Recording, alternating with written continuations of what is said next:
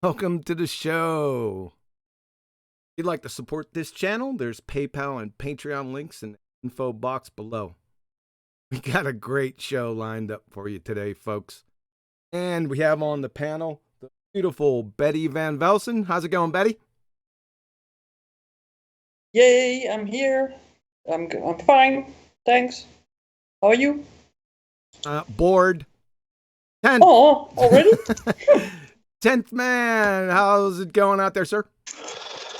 I'm doing great. Thank you for having me. Hello, Betty. Hello, Paula. Hi, 10th. Hi, Paula. Hey, 10th. And Paula. How are you, ma'am? I'm doing okay. Got some sinus issues, and it's a drizzly, rainy day, but I'm inside, so it doesn't matter. Yeah, we have a snowstorm coming, so I love snowstorms, but it's kind of cramping my plans a little bit. We'll see how it goes tomorrow. But I just wanted to bring up, what a boring past few days and week it was. How about for you guys? Pretty boring? I wish. No. Busy in a bad way. I'm sure you are going to highlight why it wasn't boring. Don't be too short. Yeah. No, I meant QE. It's been okay. exciting. Well, at least, you know what I forgot to do? I forgot to give the pre-show instructions. Oh, you're going to miss out on them. What now? Nah, I'm not going to do them now. You guys know what the instructions are. Yeah, because if you were going to give them, it's going to get boring.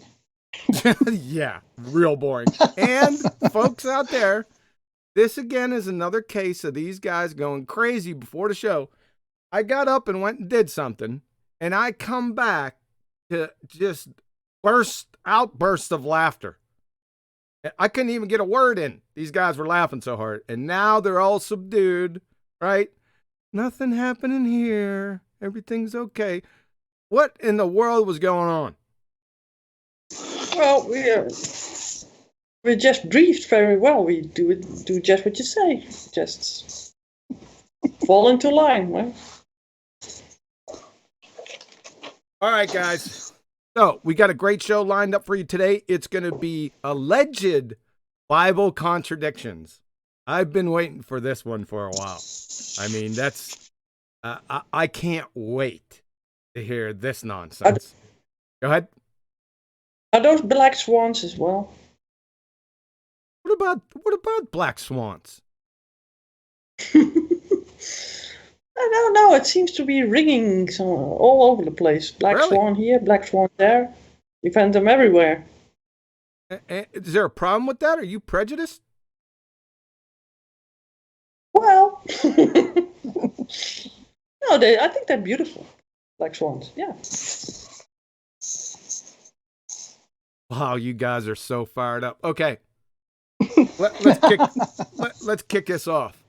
As I promised, every single time I go live for the next year, I'm putting that 1 year. So the Black Swan argument its birthday is 2 January. So for 1 year, I'm going to do this every time we go live. Now, this is going to be the short abbreviated version, not the long version, but it's happening every time I go live. So let's make it happen again. Now, this is the foundational part of this argument. It's really easy. What is it? It's the horizon. Let's take 3 definitions. I pulled 3 out. I have about 8 of them. Let's go through one from their alma mater wiki, one from Merriam-Webster, and the last one from Oxford Dictionaries. So the horizon is the apparent line that separates Earth from the sky. Horizon, the line where the Earth seems to meet the sky, the apparent junction of the Earth and sky sailing toward the horizon. Horizon, the line at which the Earth's surface and the sky appear to meet. So why is it apparent? Well, one is a well duh, because the sky never actually meets the ground. Everyone knows this. The second and more important one even for the geometric horizon, which is apparent. The reason that it is it's because it's variable with the observer's height. It's just that simple. Let me say that again. The geometric horizon, along with these horizons, there's only one horizon, people. You never see two horizons. I've never seen it. The reason why it's apparent is because, number one, the sky and the earth never meet. And the most important reason for the geometric horizon is it's variable with the observer's height. I hope this is clear.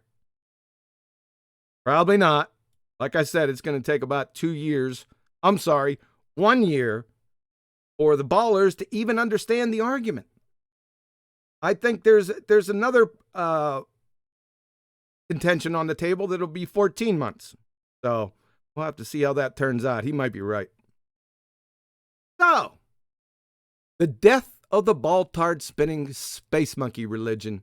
Again, if the Earth is a sphere with a radius of 3959 miles, then every horizon distance measurement must be no more than, very key statement, must be no more than 1.225 times the square root of the observer's height in feet. That's the geometric horizon. Just go to your friendly neighborhood Earth curve calculator. It's going to have distance to the horizon in there. Guess which formula it uses? This one. So it's not a big surprise. Right? Here we go. What do we have here? We have platform habitat at 9.41 miles and platform hill house at 6.21 miles. This shot was taken roughly about 1 foot observation height. However, there were some people that had some objections. We couldn't pin it down to 1 foot. So I made it 5 feet just to settle that. So, but we'll go with observer's height 1 foot. The distance to the horizon is greater than 9.41 miles, right? It's behind the second platform. The entire argument. Like I said, I don't care if you have a Chinese Superman on a hobbled unicorn wearing a pink tutu being refracted. I could care less if it's happening on any of these two platforms. The platforms are only used here to demarcate distance. That's it. Everyone understand this. The argument is this line where the sky appears to meet the ground or the water. That's the horizon. That's the argument. On a ball Earth, it cannot be there. This photo is impossible on a ball Earth. Period. End of story. The distance to the horizon maximum for a sphere, as I said above, with a radius of 3959 miles, is 1.22 miles. And it's no problem. I made it 5 feet. 5 foot observer height maximum distance to the geometric horizon is 2.73 miles. So, well before platform hill house. Is the horizon there? Nope. Even if this observation was at 35 feet, which is preposterous, ludicrousness, absurdity, since the camera was right next to the water, the maximum distance to the geometric horizon is 7.24 miles. So that would be horizon in between platform hill house and platform habitat. The argument.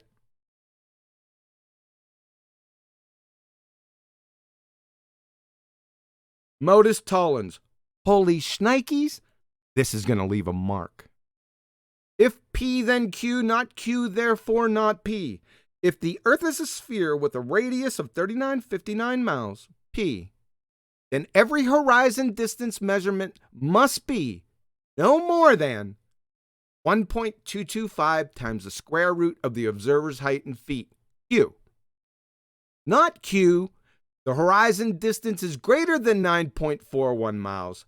Therefore, not P, i.e., the Earth is not a sphere. The ball-tard spinning space monkey community, please allow me to introduce to you your Black Plague, the Black Swan. There she is. Bye-bye, ball. It's over right there. Any questions, comments from the panel? Beautiful, beautiful. Well done. Good summary. The ballers are saying, well, you can't measure the horizon. And we say, exactly. They say, well, then how can you say what you're saying? Because we know the measurement of the oil platforms from the shore.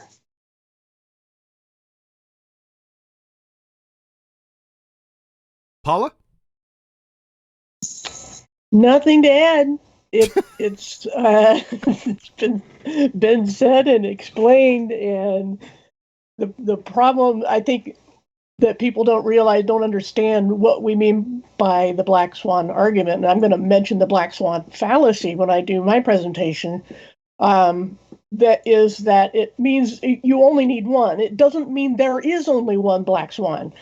It means one is enough to prove that black swans exist. And so if we have one photo with a very clear horizon past a very precisely measured object that defies all the curve calculators, then that's a black swan because you don't need more. You could have 5,000 of those black swans, but you only need one of them. And I think I don't know why, but that's the point that people seem to be stumbling over.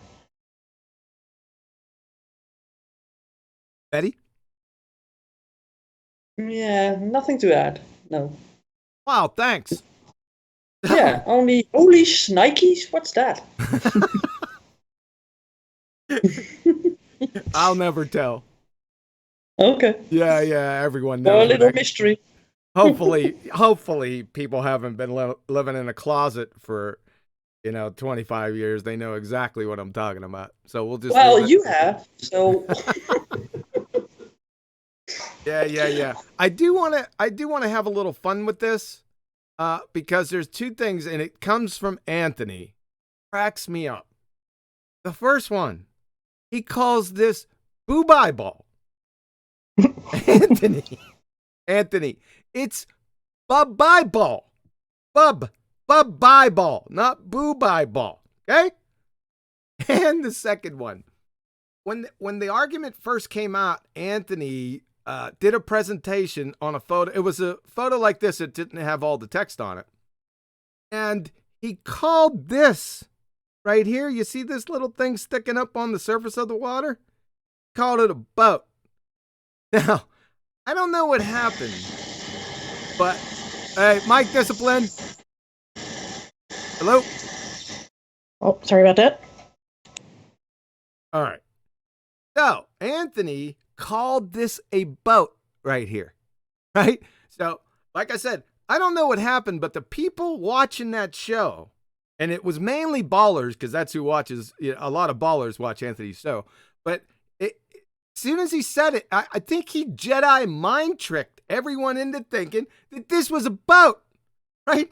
So they're still calling this a boat. They don't know what the argument is, so they argue about peripheral stuff, but they call this a boat. It is so hilarious. People, you see what this is? Does this look like a boat to you? it's a boat for seals. Can't you see? My word. But keep on calling it a boat. Appreciate that. Unbelievable. Questions, comments on the boat? No, just a shout out to what's his name again? Sorry. Mason B. He posted a super chat, and he gave you a super chat, but there's no text involved. So hopefully we'll do it again with some text I can shout out.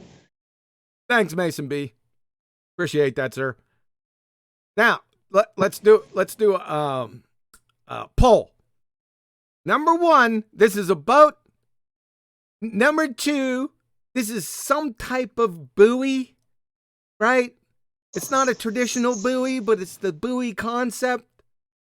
Or number 3, it's a beach ball. Well, I think what you said seals the deal. Unbelievable, man. Too funny. If that's the tent, he will make a pun of it. All right, let's roll on.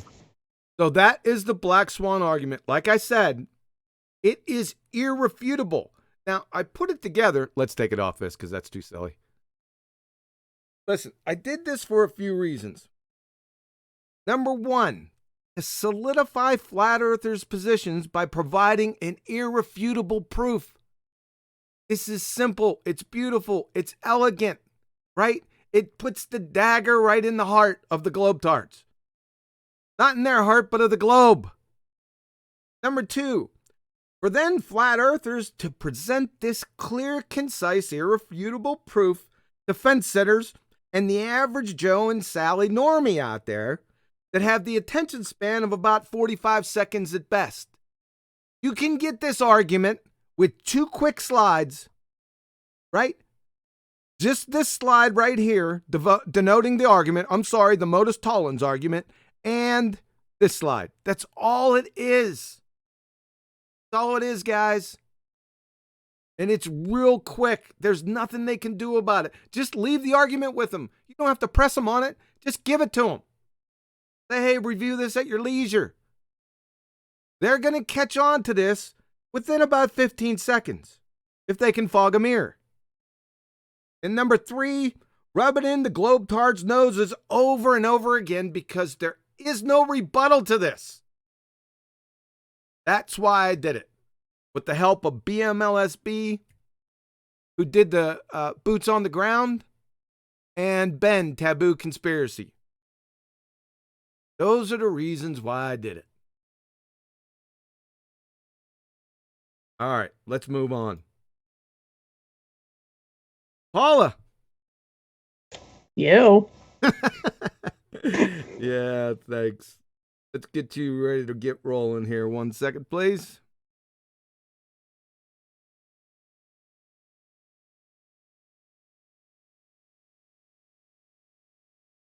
You are ready to go. Alrighty. Alleged Bible contradictions. And of course, it's nothing new. It wasn't invented recently.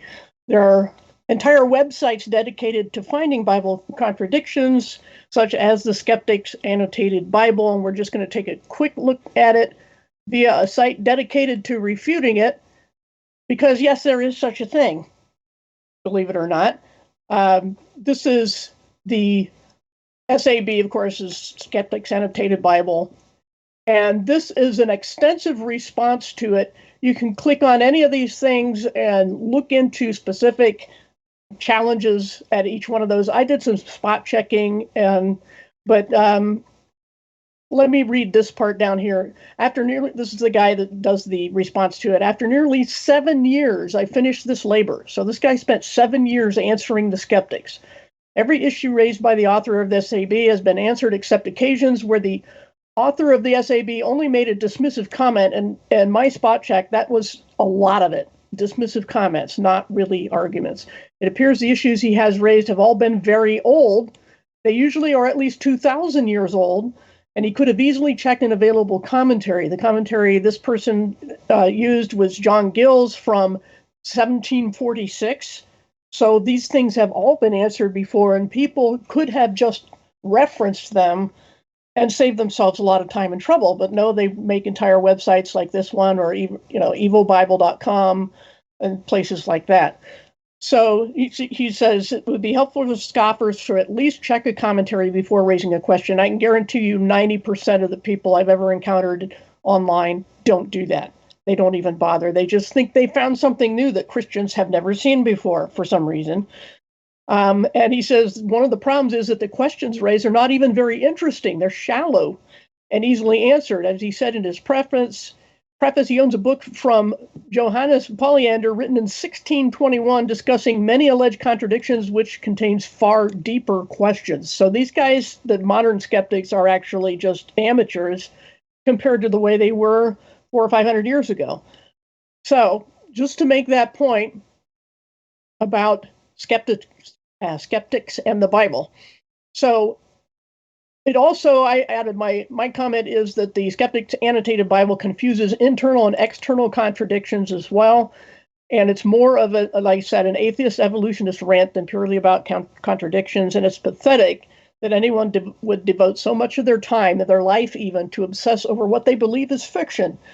And we have I put a little photo here of an alleged contradiction in the Proverbs. Proverbs 26:4 and 5. One says, "Do not answer a fool according to his folly, or you, excuse the voice, you yourself will be just like him." And then right after that, it says, "Answer a fool according to his folly, or he will be wise in his own eyes." Is that a contradiction? Well, to this shallow skeptic, yes, it is. But if you were making this stuff up, would you put them right back to back like that? I don't think so. And they're just talking about different situations. That's why there's such a thing as discernment. It's like there's American proverbs, allegedly from Ben Franklin, where he would say, "A stitch in time saves 9," or "Haste makes waste." Was he contradicting himself? According to the skeptics, yes, he was. But what he's saying is there's a time when you need to act quickly and decisively, and a time when you need to sit back and think and be patient. And that's all Proverbs are about. They're saying used as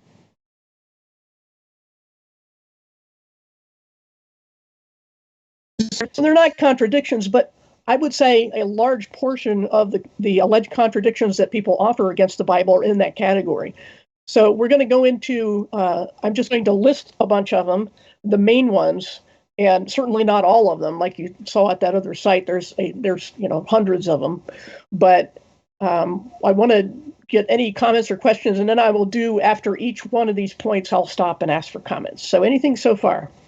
I think you were lowballing on your 90% of shallow. It's well past 99.9% in my experience. It's a joke. I've had these put to me so many times over the years. They just go to the Evolution R Us site and just mindlessly parrot whatever they say without any due diligence or scrutiny whatsoever. It's like shooting hippos in a fishbowl. Exactly. Over. Anybody else? No, you said it well. No, I'm very eager to learn about these contradictions and the solutions to them. I haven't looked into those. I've been presented with a couple of them.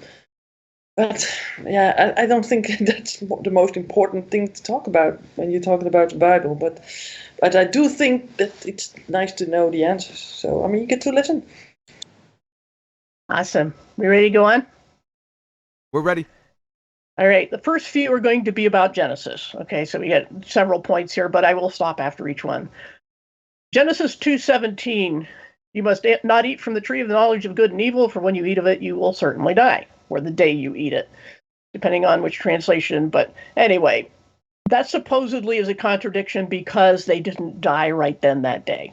Okay, so first of all, unlike Genesis 1, a day in Genesis 2 is not combined with evening and morning and a number. So first off, there's no compelling reason to demand a solar day for this passage. So to say that by sunset they weren't dead means the Bible is false is absolutely ridiculous.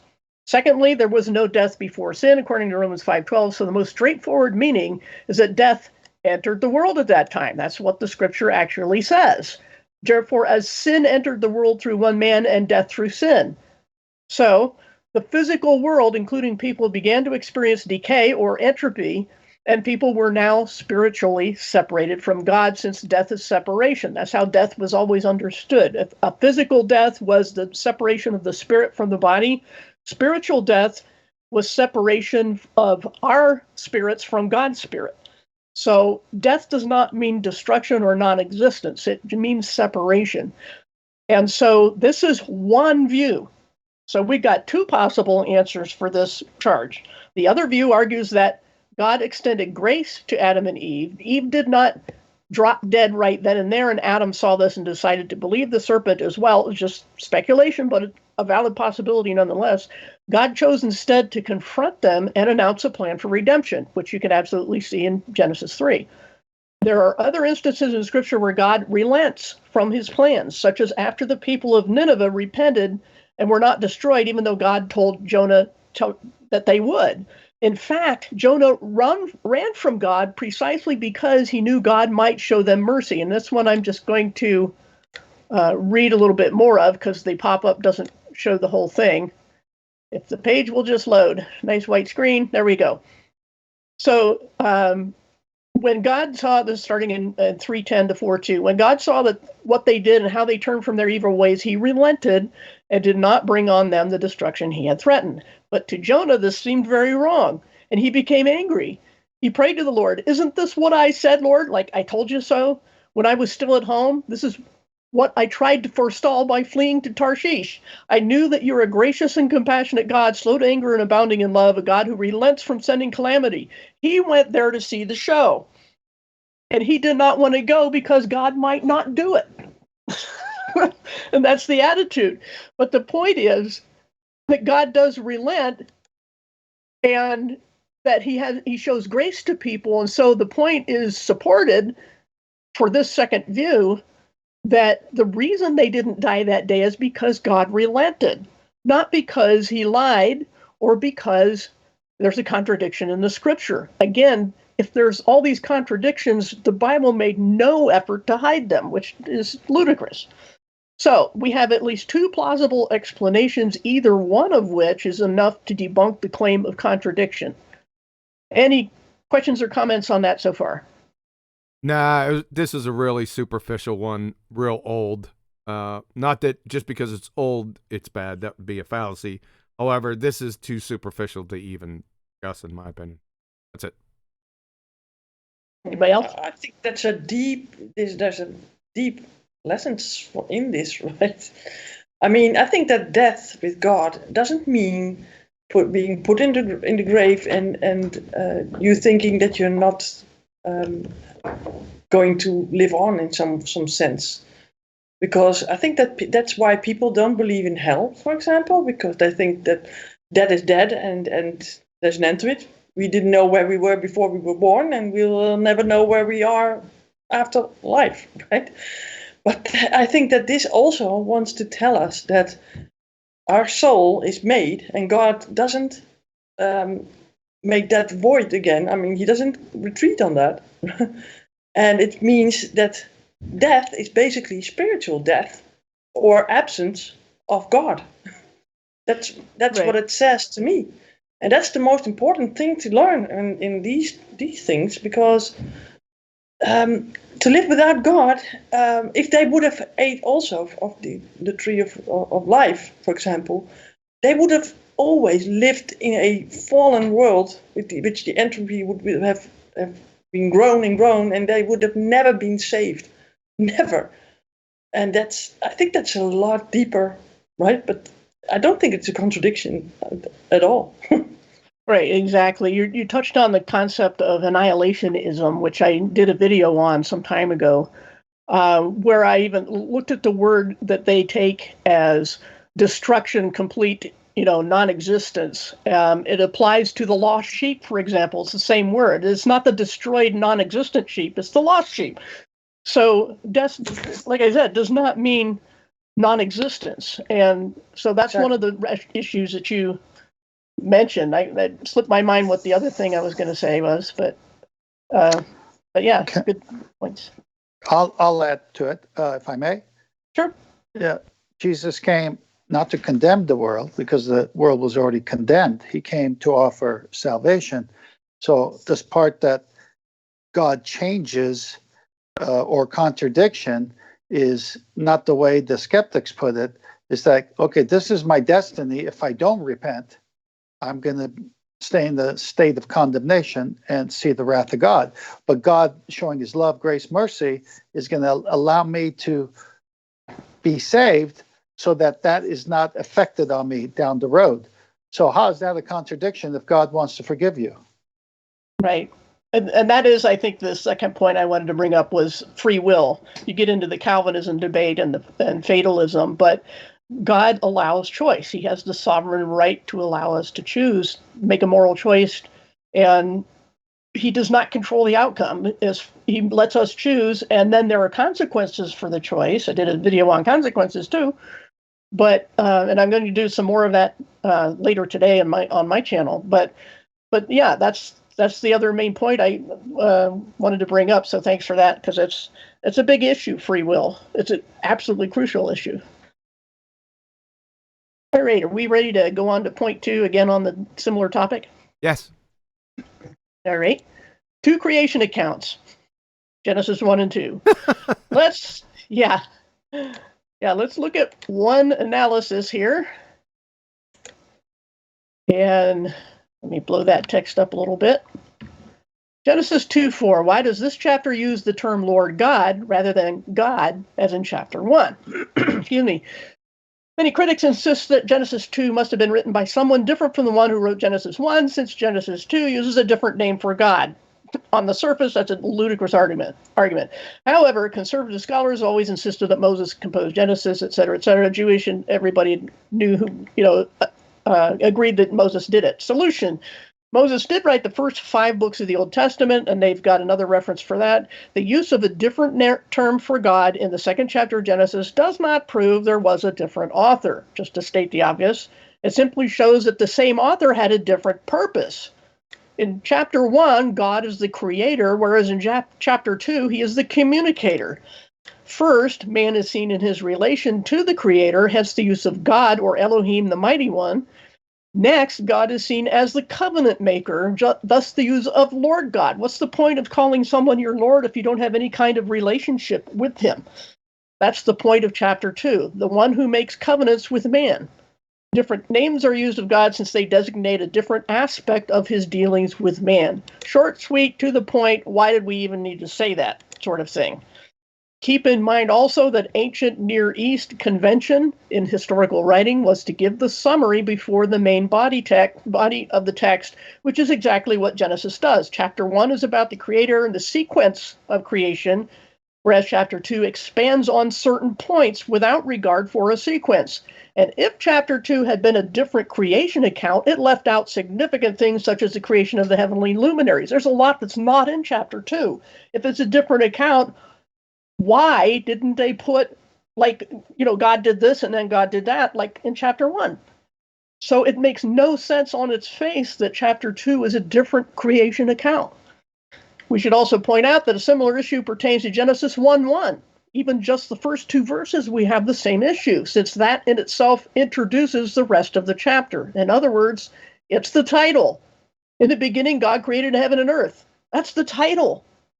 And the narrative begins in verse 2. Too many people, even Christians, try to make an entire history between those 2 verses, such that there was the first a creation that became void and empty and had to be redone. This is why a study of the context and habits of the ancient Near East writers is vital, and why lazy critics are so easily debunked. This is all very duh, but we have to say it because people still promote this sort of thing, and they have a superficial gloss over without any understanding of the backdrop, any understanding of ancient Near East convention, or even looking at the text itself going, what's this? Chapter 1 is all about a summary rundown, and chapter 2 says, let me go back and flesh some of this out. And chapter 2, it doesn't even start in verse 1. It's actually like into verse 3 or 4 in chapter 2 that the narrative actually begins. So when I hear even Christians, and this is going back 30, 40 years at least, try to make up some kind of gap theory between 1:1 and 1:2, I just cringe, because it's just ignorant. And that's all I can say about it. Any comments on that? Yeah. Chapter 2 is just a super focus on day 6 of creation. He takes Adam into the garden, and then in front of Adam starts to create things. And then he has Adam give names to all the animals.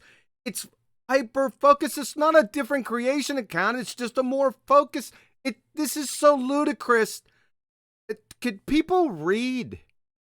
Or reading comprehension skills. This is second, third grade reading comprehension skills.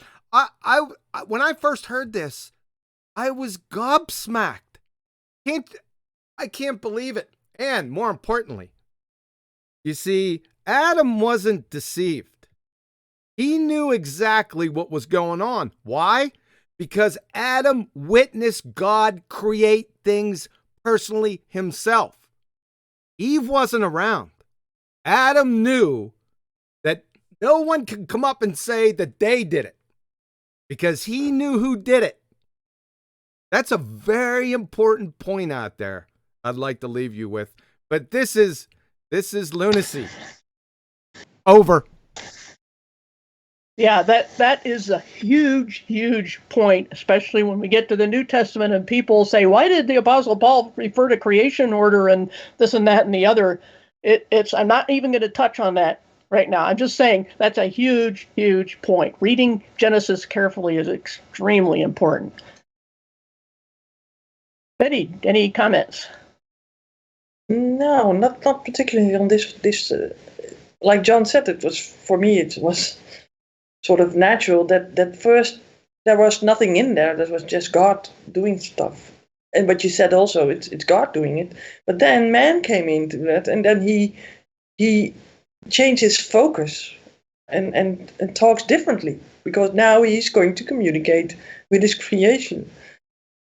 That's how I see it. And I don't see a big gap in here to put everything else in between there and to make it like an old earth with millions and millions of years and all other sort of things going on there. No.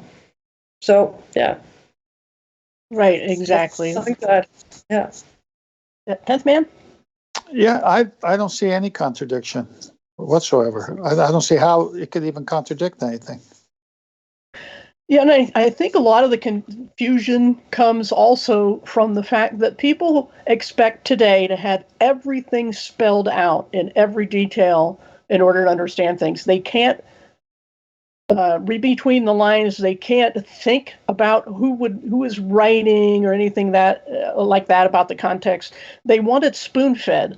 And because it isn't spoon-fed in Genesis, because people back then were apparently smarter, they think, there's this missing information, an argument from silence basically, gives them all sorts of room to make up stuff. That's all I can guess. So we're ready to go on to point 3. It's still on the same topic. Hold on 1 second. I was trying to find something to go on to that point because I should have reviewed these a little bit closer because I got 10 tons of information. It would make the presentation longer.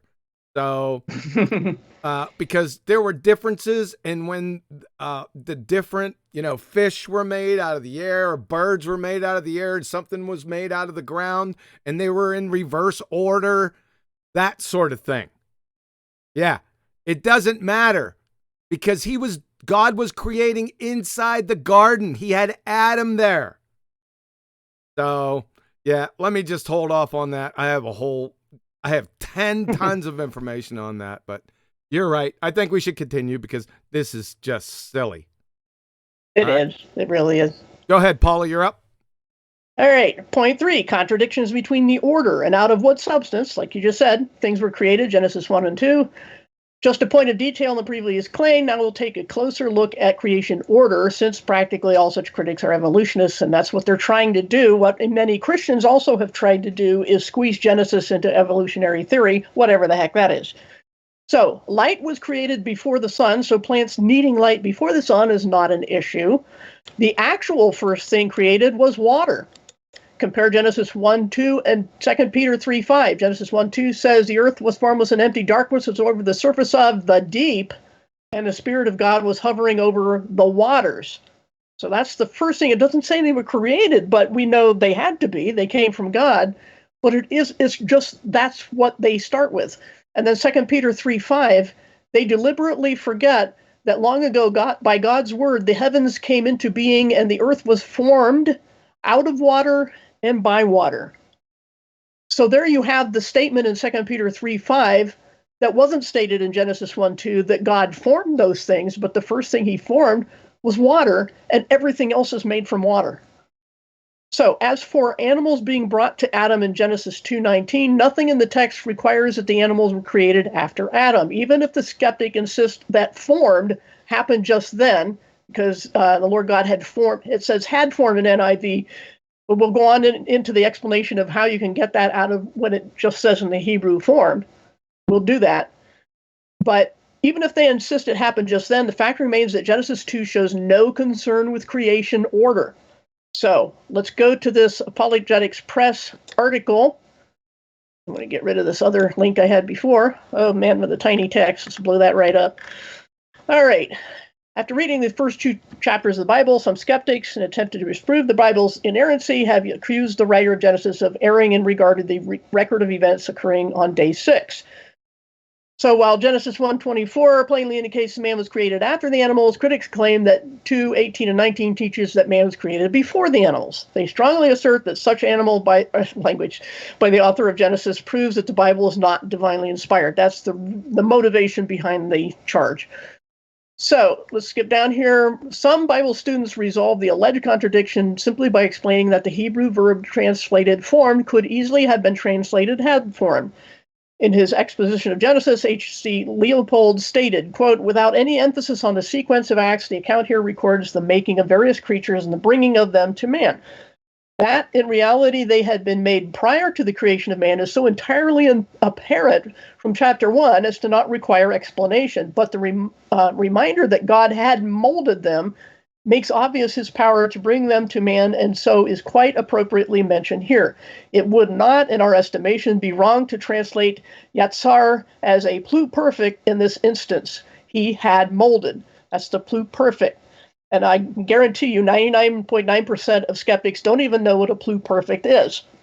The insistence of the critics upon a plain past is partly the result of the attempt to make chapters 1 and 2 clash at as many points as possible. So again, the motivation is they're looking hard to find contradictions, and because they don't do grammar or research, they think they found one. They go on to say Hebrew scholar Victor Hamilton agreed with Leopold's assessment, as he also recognized it as possible to translate it as had formed, the pluperfect. Stated in the first volume of their highly regarded Old Testament commentary that our modern style for expressing the same thought which the Holy Spirit via Moses intended to communicate would be simply this: God brought to Adam the beast which he had formed. Adding even more credence to this interpretation is the fact that the New International Version renders the verb in verse 19 not as simple past tense, but which would be formed, but as pluperfect, had formed. Although Genesis chapters 1 and 2 agree, even when Yatsar is translated simply formed, as we'll notice in the remainder of this article, I'm not going to read the whole thing, it's important to note that the 4 Hebrew scholars mentioned above and the translators in the NIV all believe that it could or should be rendered had formed, because again, we're doing translation here, and you can't always go word for word. It wouldn't make any sense. As Leopold acknowledged, those who deny this possibility do so at least partly because of their insistence on making the 2 chapters disagree.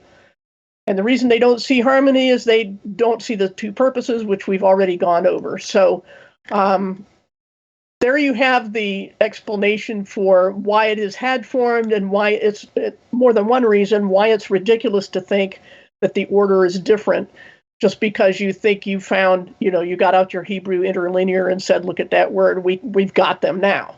That's the ignorant attitude.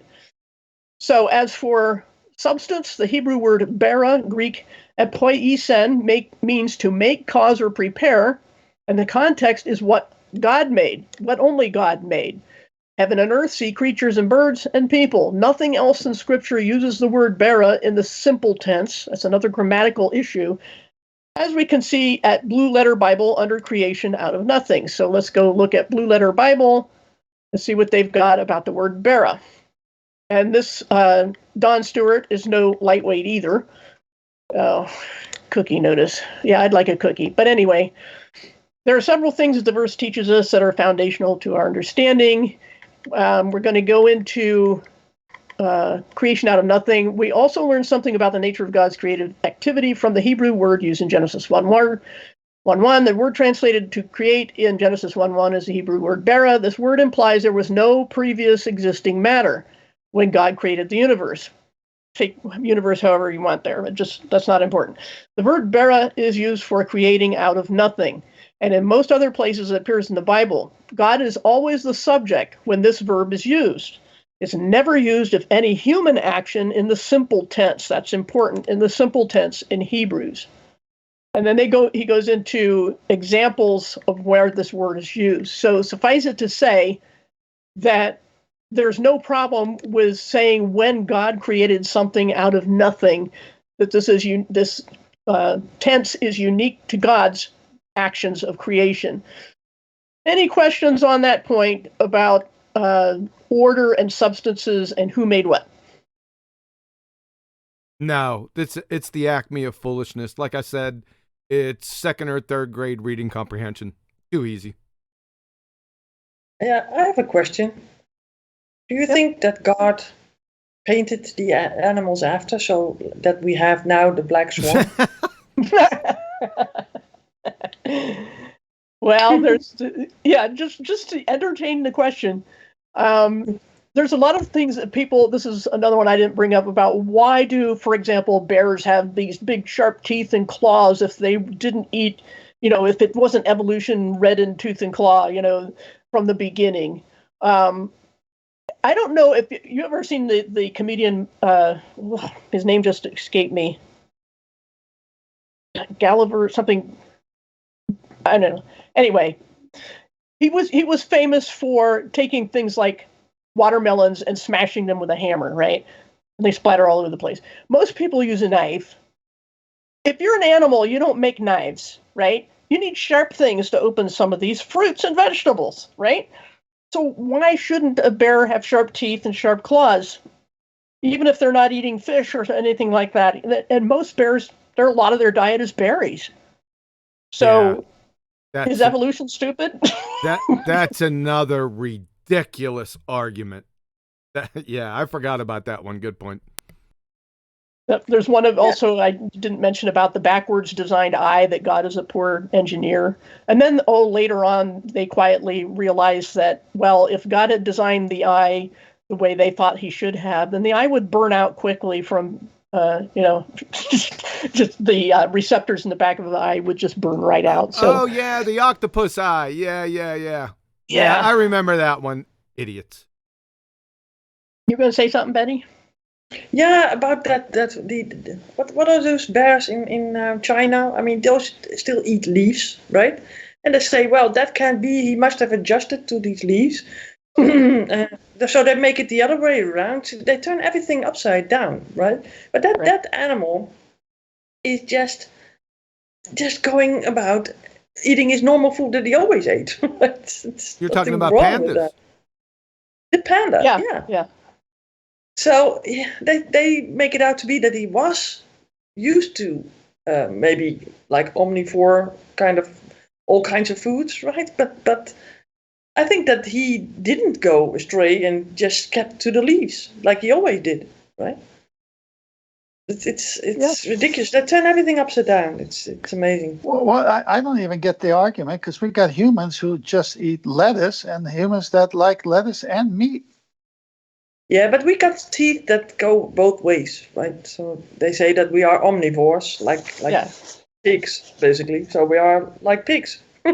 Right, but if there's no meat, if there's no meat around you, you're going to eat whatever's around you. Right. It's a better design because it's flexible. Yeah. Well, and I've seen my dogs eat grass too and survive. So I don't know what the deal is. Yeah, I think we can move on from this one. It's preposterous. So. Yeah. So God doesn't know pie. This is my favorite. Yeah. Go. So if we look, we'll pop this up. This is about making articles for the temple. Won't go into the details. And if you look at that, the charge is God doesn't know the number pi, because it says first of all, what part of this says that God doesn't know something? They're talking about what people may or may not know, but they say, well, God doesn't know pi. And this is somehow a slam against the Bible. 10 cubits from rim to rim of these devices that they were making is the diameter. 30 cubits is the circumference. So circumference divided by diameter is pi. 30 divided by 10 is 3. You wanted decimal places? BC? Decimal places? Does the lack of decimal places mean God doesn't know them? Was there a little notch in the rim where the missing decimal places were? This is what I want to know. God doesn't know pi. Did the line not quite reach by 0.14159? Were they that short? Was there a notch? How many pixels had to die so I could even give space to answering such a claim? I mean, I think, like I said here, maybe because it has to do with math, they think it's a valid, educated, undebunkable example of why the Bible is not inspired by God, because God doesn't know pi. All right, show me how these things were not real physical objects because God doesn't know pi. I mean, seriously. Yeah, go ahead. I don't have to go ahead. I yearned for people to bring this up to me back in the day. Yearned for it. Now, I'm not going to give mine because I have about 3 comebacks to this that absolutely crushes it. I don't need to because you just did. Thank you very much. Over. We don't need 50 black swans, or are they all white swans now?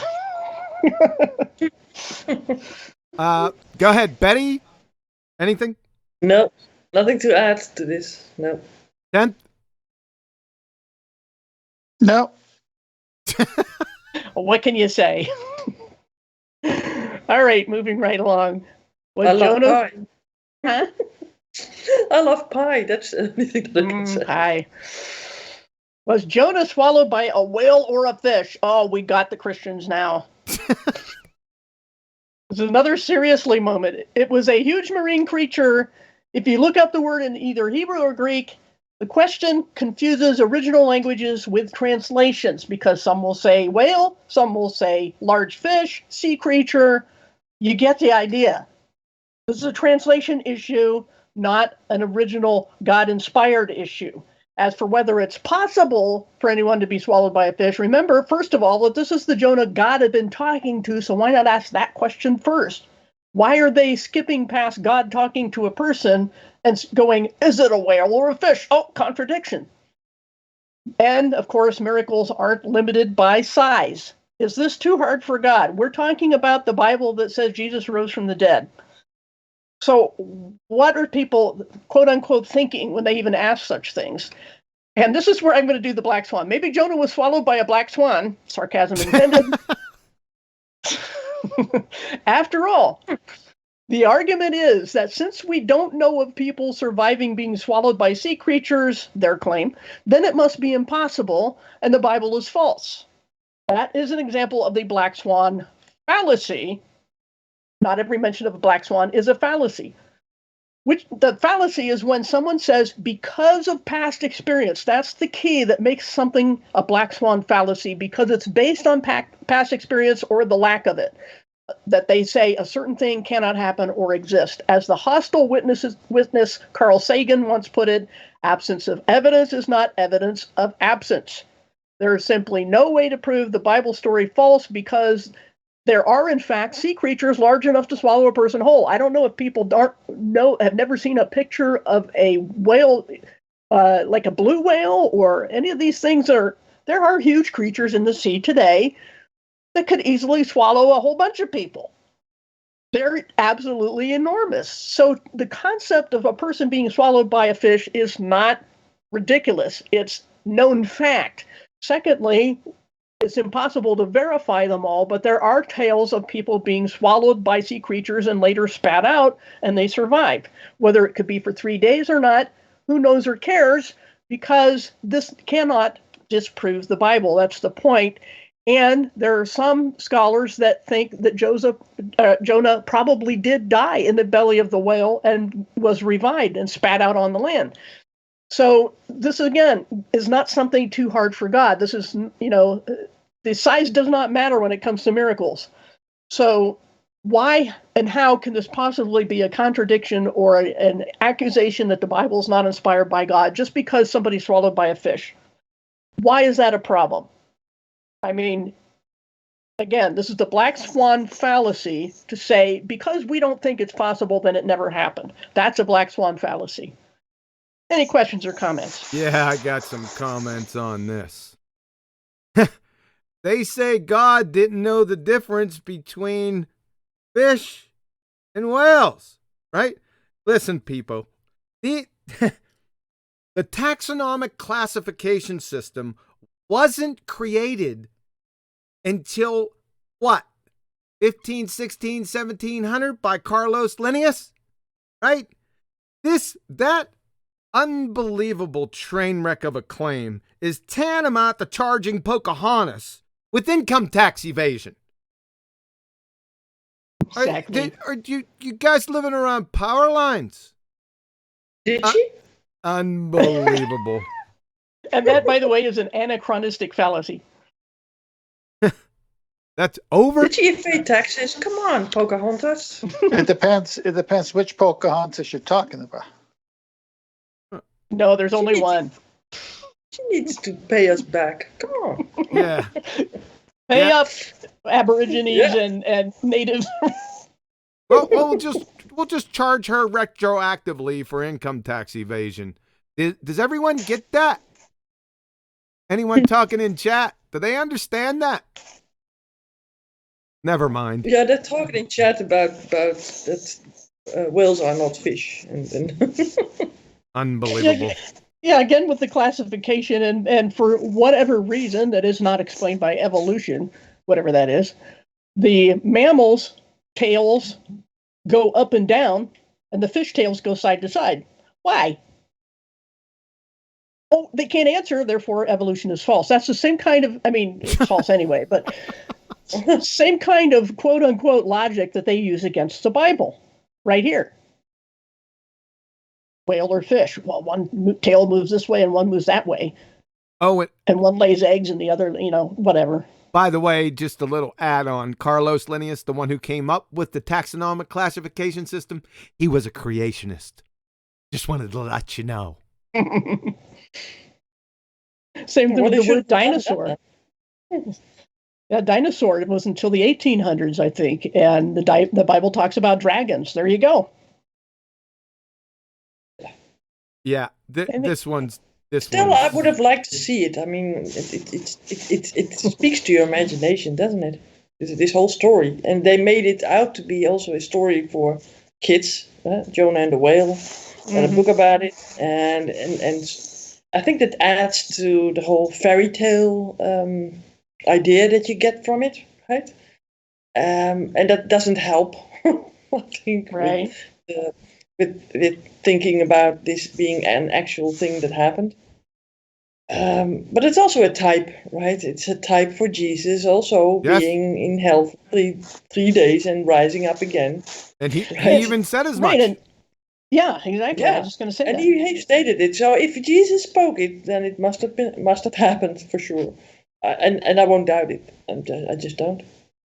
Yeah, Jesus did not treat it as a story or an allegory or a parable. He said, just as Jonah was in the belly of the fish 3 days and 3 nights, so also the Son of Man will be in the belly of the earth for 3 days and 3 nights. Exactly. Yeah, we'll but get Jesus into more died, of that. So you would see, it would seem that Jonah was dead too, but then when he was given up by that fish on the beach, that he came back to life as well, I think. Yeah. It's interesting. Right. It's an interesting thing.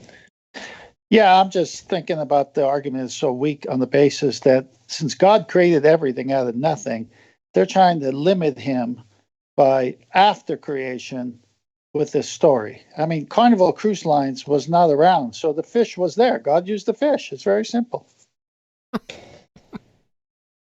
Well, he used the fish to give up a coin also at the right place at the right time, right?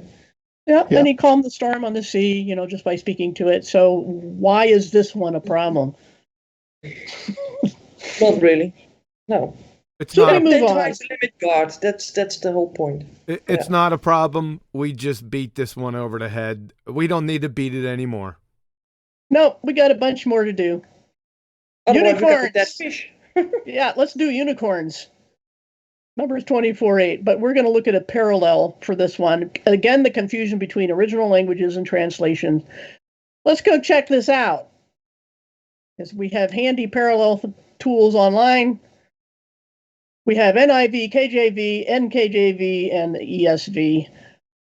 Strength of a wild ox, strength of a unicorn, strength of a wild ox, like the horns of a wild ox, horns being a symbol of strength. Everybody says wild ox except the King James. What's the problem? Maybe if somebody actually bothered to get a dictionary from the 1600s, like I did in one of my videos. I actually got out a dictionary from the 1600s. It was the one on the Mandela effect. I did that one. And look up unicorn and see what it's described as. I can guarantee you that none of the skeptics have done that. Absolutely none of them. But the point is, it's a translation choice. It is not a problem with God or the inspired scriptures. Any questions? No, there isn't. I got a whole write-up on this. Isaac. Again. Yeah. Oh, I got write-ups on all these. They're back in my files. Isaac Asimov, the famous biochemist that all these pseudoscientists follow, he belly laughed at this. He tore this to shreds, and he was an atheist.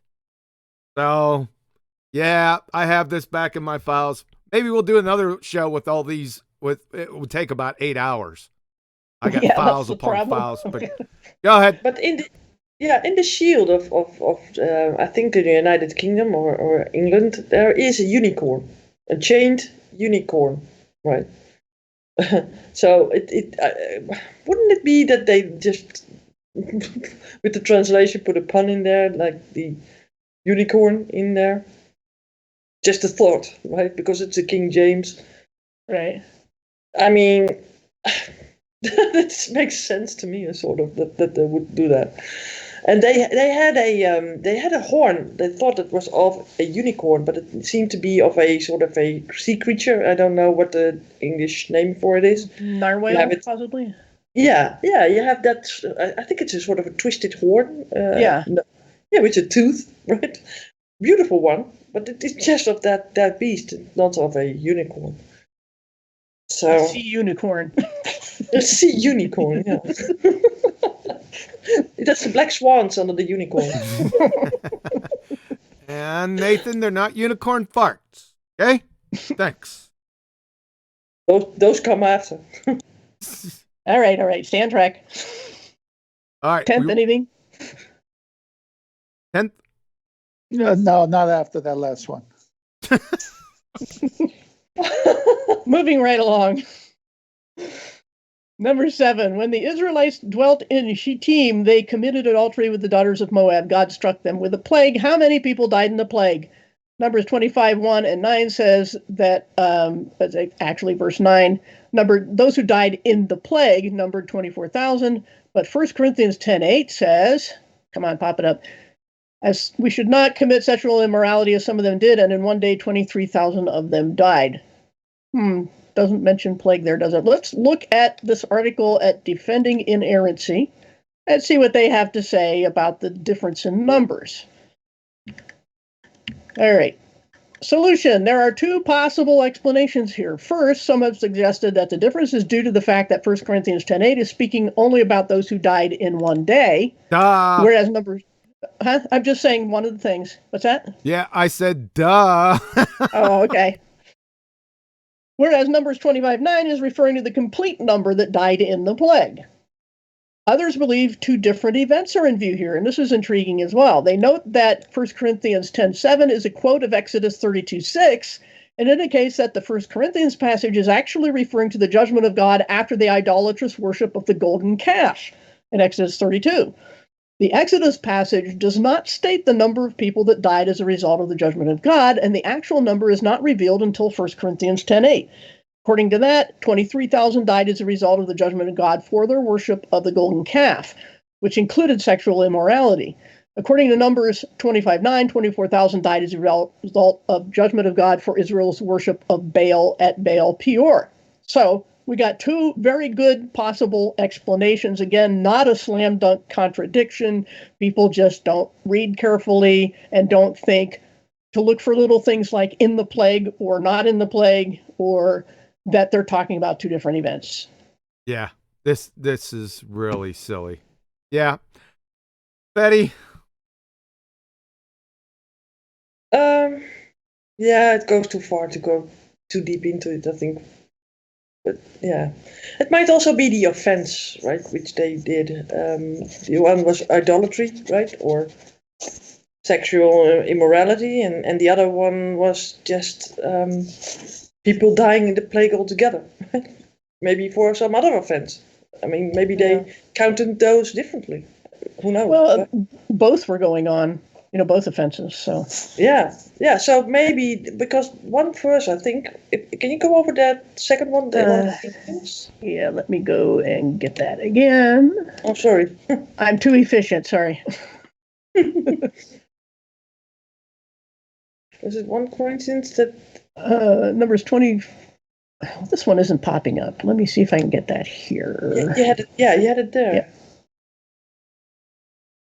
So that one was Sexual immorality, and the other one was, I think,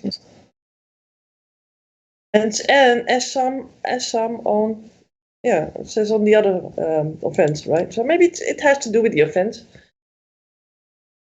Yeah, we have worship of the golden calf and sexual immorality at that time.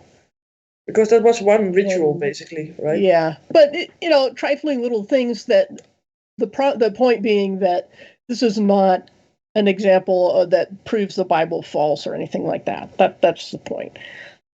Yeah. 10th. Anything else? Yeah, I mean, they always bring up these little things that have alternative explanations, which they don't want to consider because they can't deny the bigger ones, like the resurrection of Jesus Christ, which puts everything to rest. But in order to kind of take away from Jesus resurrecting, they have to say, well, look at this problem over here. And then when you go look at it, you say, what problem? Yeah. And again, they don't do due diligence. They don't look into things deeply. They don't read the commentaries. They don't think of the fact that this is not new, that people have been dealing with these things for hundreds and hundreds of years. And they think that somehow they've discovered something, and that Christians are just stupid, when it's really them, because they have chosen to be ignorant. Agreed. Yeah, most of this can be solved just with Formica deep scrutiny. It is so apparent, I think I said it 1 or 2 shows ago, that the Bible, for as long as it's been around, is the most scrutinized book by the world and people who hate the idea of a God.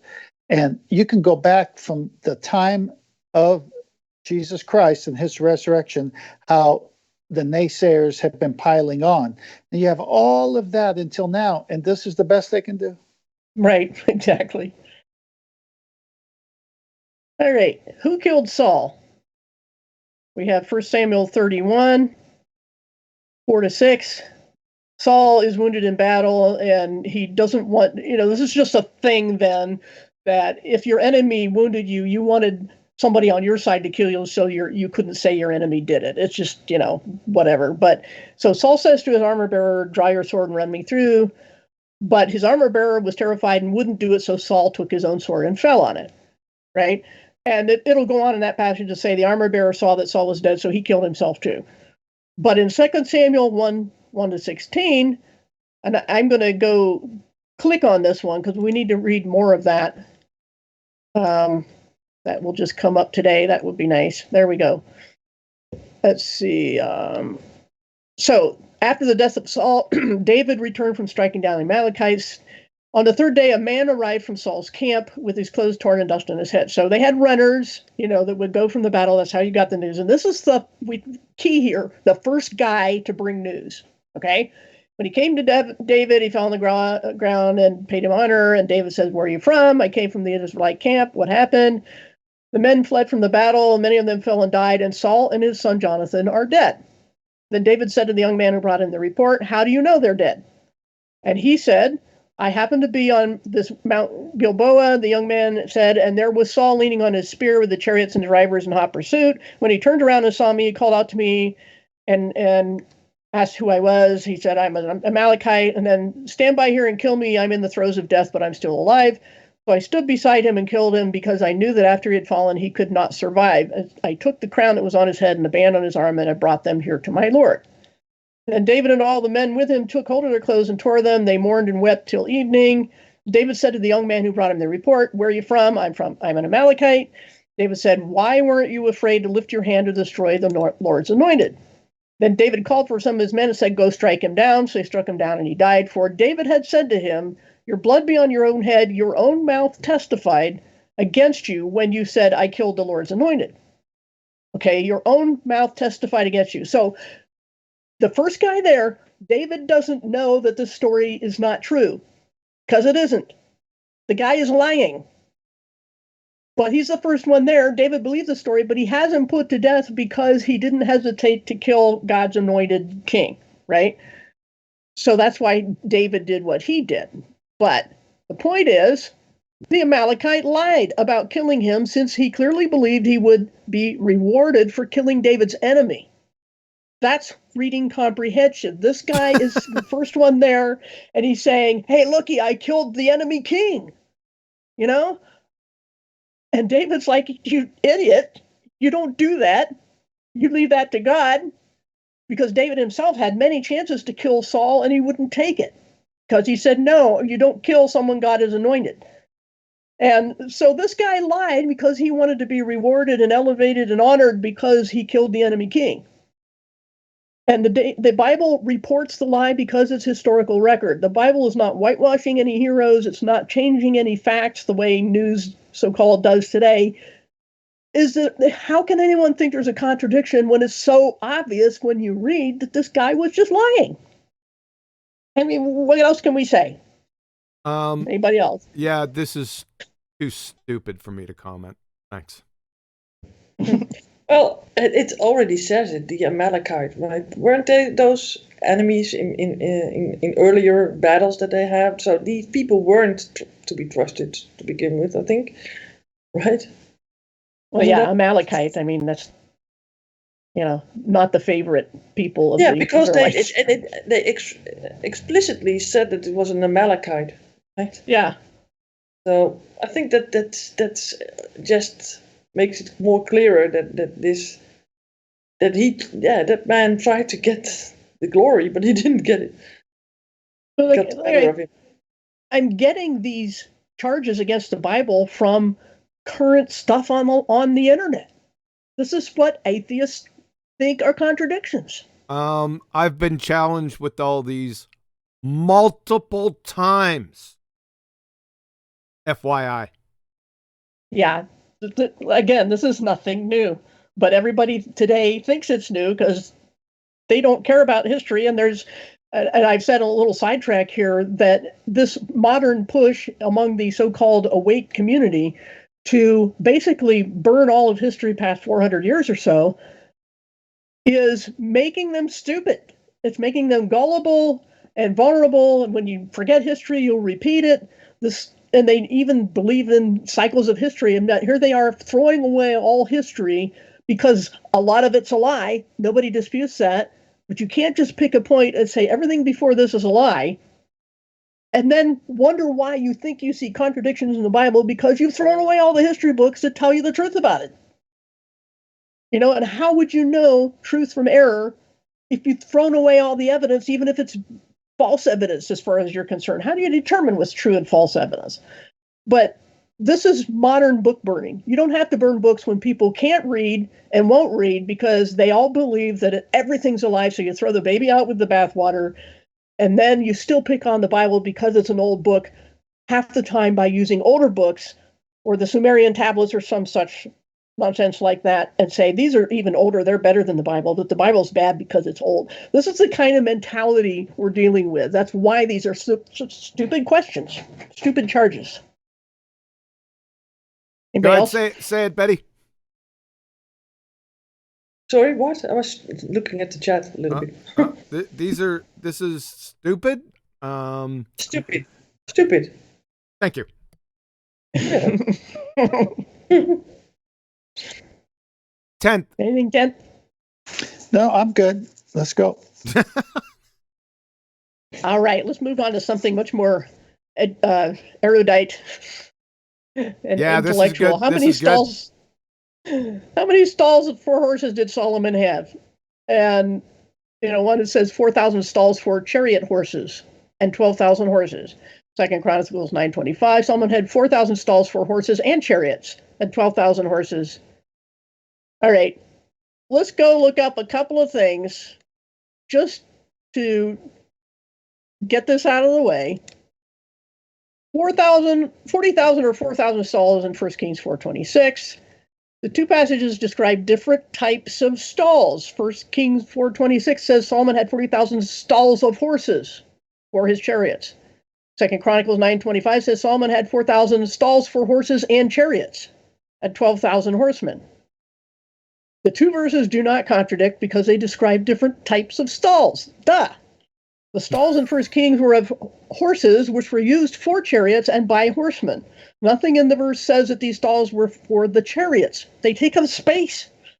On the other hand, the stalls in 2 Chronicles 9:25 were for horses and chariots. Such a stall to house both horses and chariots would not have been as numerous as stalls to house just horses, because there's always a smaller ratio of chariots to horses.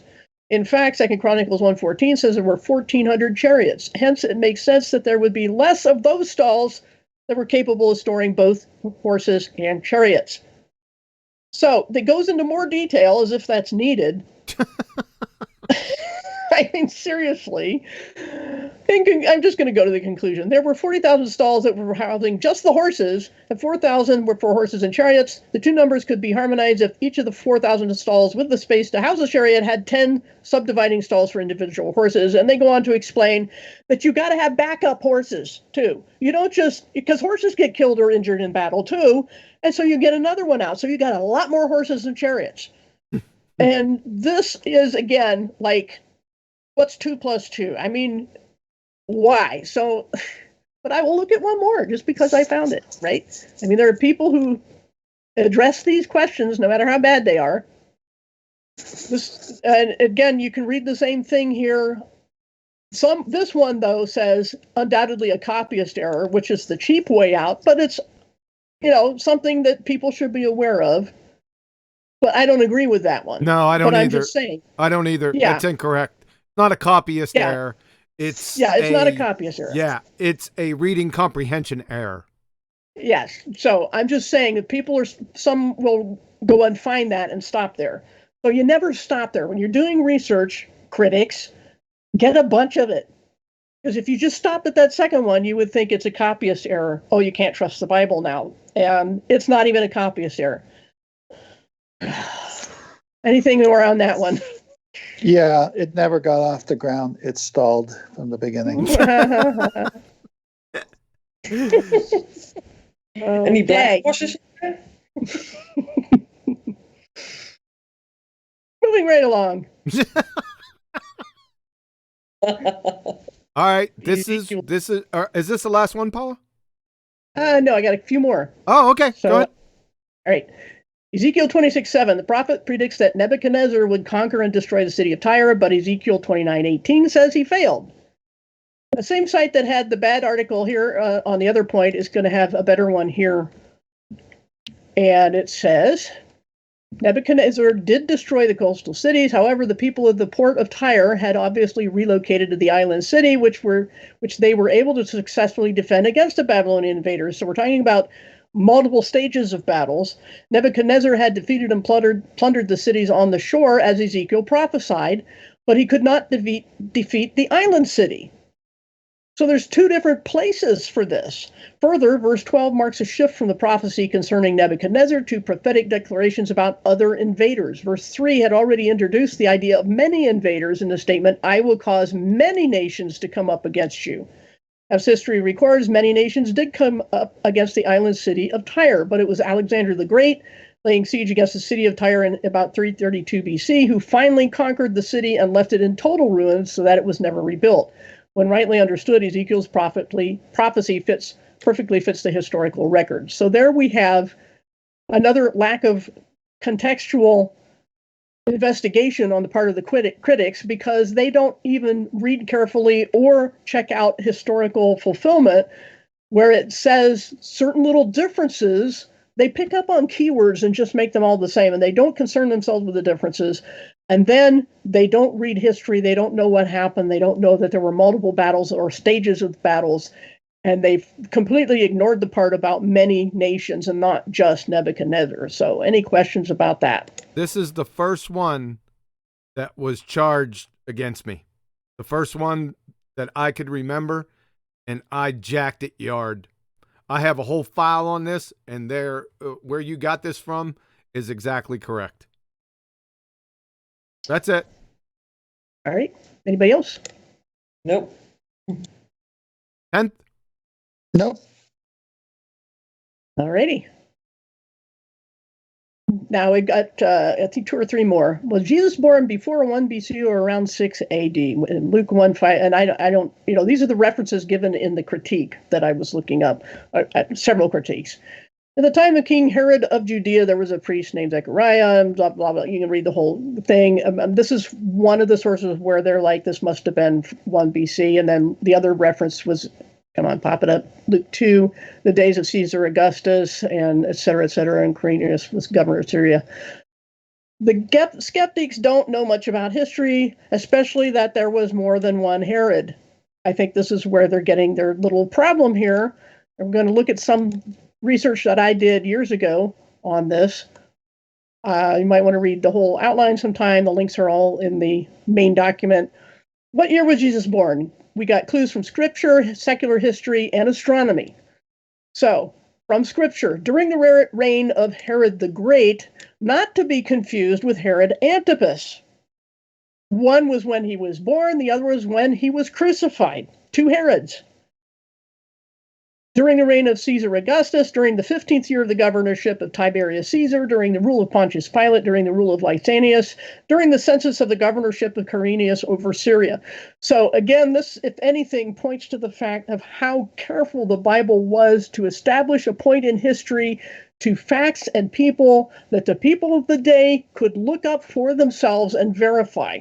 So the Bible is not trying to make up a story of fiction.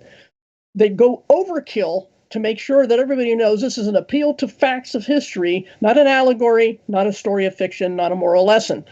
But the point here on this particular question is there's at least 2 Herods involved. There were many Herods, but there was one when Jesus was born and another when he was put on trial. So there's no problem, no discrepancy on when Jesus was born as far as being that many years apart. But let's look at clues from secular history. Josephus, who lived in the time of Christ, gives details putting Herod the Great death in 1 BC, and I have a source for that. And since Herod lived at least 2 years after Jesus was born, according to Matthew 2:16, says he had children 2 years and under killed trying to get rid of Jesus, right? So the latest year for his birth would have been 3 BC. And again, BC, AD are not marked in the Bible. That's why there's issues of how can Jesus be born BC? That's so utterly stupid. I wasn't even going to go into that. Secular history, again, the times of all the other people mentioned just above were verified, and I've got all the years here of each of these people when they lived. Clues from astronomy, Josephus puts Herod's death shortly after a lunar eclipse. There was a full lunar eclipse on January 10th, 1 BC, a partial one on March 13th, 4 BC, and another full eclipse on March 23, 5 BC. So there's plenty of, there's always going to be a little lack of precision going back that far in history, but we have a fair amount of it, more than you will get in any other religious so-called text. The Bible just stands alone in how hard it works to establish a time in history, and you won't do better than this. And the fact is that this alleged contradiction is based upon ignorance once again, because there's no problem with BC, and there's certainly nothing that requires 6 AD. I'm not even sure exactly where they're getting the number 6, because again, there was a Herod when Jesus was in his 30s. So, any comments? Yeah, I think this goes into, I have a write-up on this one too. It goes into census issues. Are you familiar with that? Yeah. Yeah, I mean, I didn't go the detail on the census, but noted that it was taken. Let's see, where do I have that? That's okay. You don't have to it's chase in here that. somewhere. You don't have to chase that down, Paula. There it is. rebuttal is just fine. Oh, there it is. Yep. Yep. Anybody else? Yeah, this was something I did a little study a while back ago on all the different Herods. So I just pulled up something here for a summary. So Herod the Great, Herod Archelaus, Herod Antipas, Herod Philip, and Herod Agrippa the First, and Herod Agrippa the Second. So which Herod? Right. It's kind of like Caesar. Caesar is not somebody's name as much as a title, and I'm not sure if that's entirely or exclusively true of Herod, but the point is that people often took on the name, just like the popes do. They take on the name of past popes or whatever. It's just a historical convention. So to say, I found the name Herod and it doesn't match the Bible is just ridiculous. Any other comments on that one? No. Yeah. What were these two scriptures? Luke 1.5. What does it say? And the other one, what did it say? We got Luke 1:5 and Luke 2:1-2. And okay. Yeah, I'm just saying what is the discrepancy between those two verses then? I mean, what they... Yeah, I didn't chase down all their sources. I just listed the scriptures they had on their skeptic sites. Okay. And so whether those actually support the claim, I don't know. Don't care. No.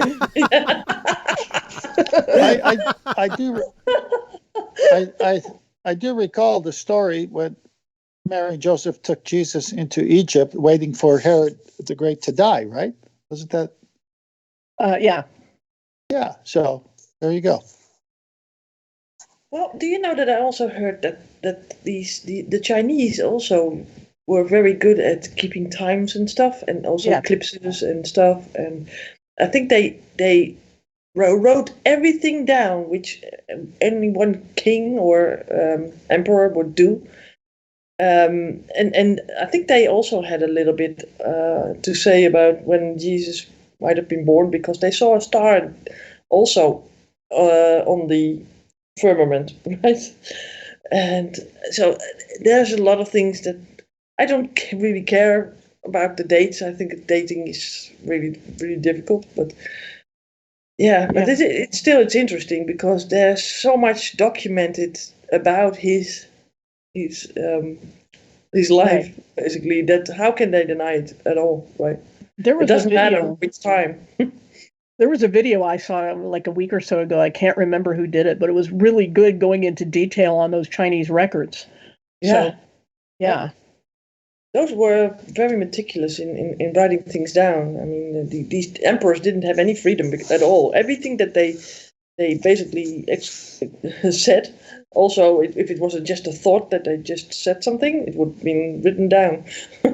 Right. So, yeah. I'll tell you what, go ahead and pull up Revelation 12, and then we're going to go over this verse by verse. I'm just kidding. Well, I'm glad. I'd like to do it someday, but why now, right? Is it a contradiction? No, he knows that we disagree on the interpretation, so. Oh, yeah, well, here's another one. Yeah. Anything else on this point? No, Paula. Are we ready to move on to the next one? How many more you got? We're almost done. Okay. We got 15 total. Okay, so we're getting there. The genealogies, all right, of Matthew and Luke. So let's go open that one up. And I should have left that other one up because I'm going to go back to it. But anyway, why are the genealogies different? The birth narratives in both Matthew and Luke answer the question. The Old Testament predicted that Messiah would come from the line of David. Both Matthew and Luke provide genealogies of Jesus that confirm he was a descendant of David, therefore a legitimate Messiah. That's why they gave those genealogies. He was a legitimate claimant to the throne of Israel, but they differed in an important way. Matthew follows the line of David's son Solomon, while Luke follows the line of Nathan, another son of David. The end result is two distinct genealogies. How do we account for this? Some argue that either Matthew or Luke got it wrong. That's the critics, of course. They created or borrowed a genealogy in order to provide Jesus with a legitimate ancestry. Or they accuse later Christians for artificially creating a genealogy to provide Jesus with a Davidic lineage after the fact. So let's look at the responses. One of the genealogies is actually Mary's. This is one possible view. The simplest solution is we have both parents of Jesus, Joseph and Mary, and each line being traced. In this case, Luke gives Mary's genealogy while Matthew gives us Joseph's genealogy. It makes good sense since Luke's birth narrative focuses on Mary. Luke tells the story from her perspective.